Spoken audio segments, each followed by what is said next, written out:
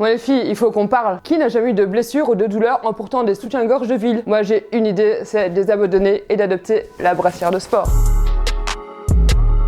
Effectivement, en course à pied, les seins ils font des mouvements vers le haut, vers le bas, à gauche, à droite. On dit qu'un sein de 400 grammes va peser par exemple 1 kg lors d'un saut en course à pied. Donc ces mouvements complexes peuvent engendrer des traumatismes, des douleurs, voire des pathologies. C'est donc un élément à pas négliger.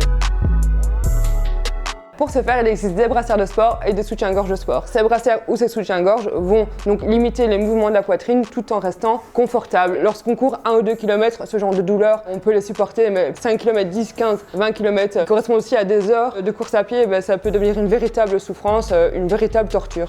Donc il faut vraiment faire attention à choisir sa brassière et son soutien-gorge de sport de manière à limiter ses mouvements et à ce qu'elle soit confortable.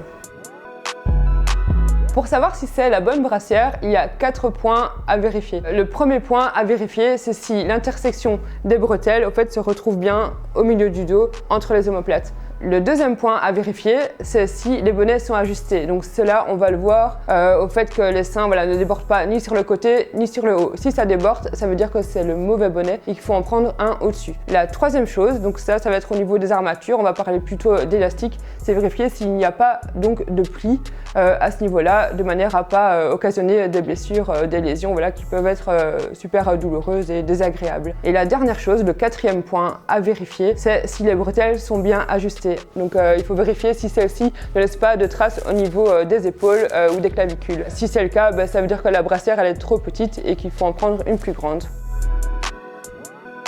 Moi je dirais 3. Une que vous portez sur vous, une prête à porter et une au lavage. Comme ça vous pouvez profiter de vos sessions running sans douleur, c'est quand même plus chouette. En conclusion, je dirais que la brassière de sport c'est aussi important qu'une paire de baskets. Voilà, c'est pas un accessoire, c'est pas quelque chose à négliger. En ayant vraiment la bonne brassière, ça nous permet aussi de profiter de notre course et nous concentrer sur notre chrono. Alors bonne sortie les filles!